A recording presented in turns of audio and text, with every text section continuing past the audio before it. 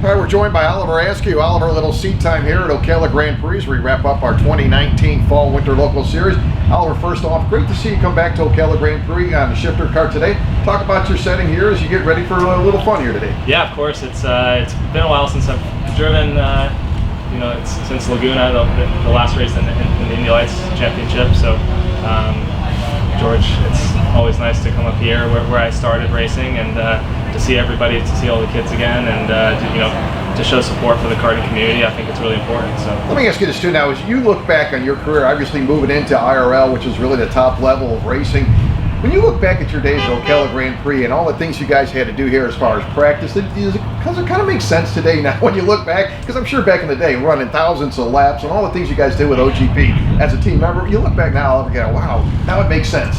No, I feel very fortunate to have had this kind of playground to, hone my skills at a very early age. I used to live up here on the summers and put down 200 laps a weekend, and I think that's played dividends now later on in my career. So looking back at it, I wish I ran even more laps, because I understand how important that was. How big it was. Yeah. Being younger like that's harder to do. Now, how about winning at the Brickyard? I mean, Indy Lights. Watching the race was incredible. What a great finish. I mean, how do you say it feels? Just first off, getting to Indy and being out there in a car like that. Yeah, that was by far the greatest achievement so far.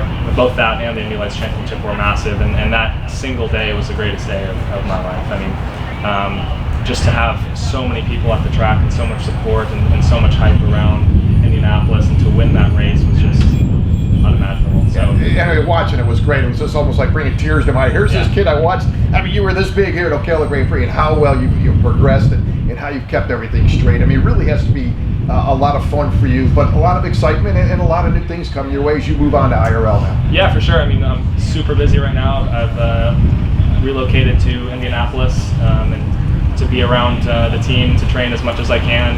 It's a big step to go into IndyCar now. I'm going to be racing double the races over the year, so now I think it's 19 weekends. The races are longer. There's pit stops now, which I haven't done before.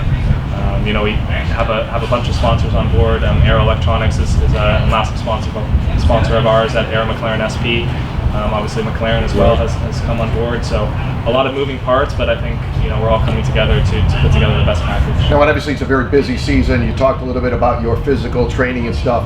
Driving one of these cars, it's incredible. Talk about how much physical strength and mental that you need really to drive one of these cars, because you're watching on TV, but there's a lot of physical that you really need to be in shape for. I think we make it look way easier than it is. It's like that in most sports. Right.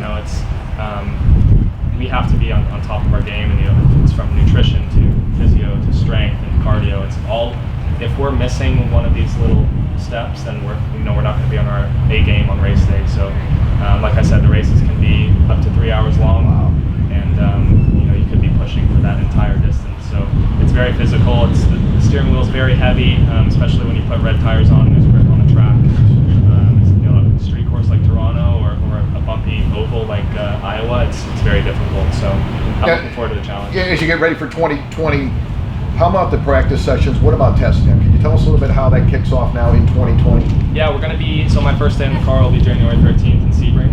I'm really looking forward to that, to finally get started, and I think we're going to have 5 days before St. Pete in the car, so I think that's plenty of time to get ready for it. Be looking forward to it. Listen, hey, it's always great to see you. It was great to watch you, watch you grow and grow up, and looking forward to watching you in the 2020 season IRL. It's going to be a great time, and thanks again for coming back, and it means a lot to the drivers, to the kids to see you here and come back and spend time, and it's really great to see that. Sure, that's part of why I come back, is just to show support for the karting community, and also for myself to get back into racing shape. Driving the shifter cart isn't easy either. So right. You want to try to stay in shape. Listen, Oliver, thanks so much, and good luck in 2020. Thank you.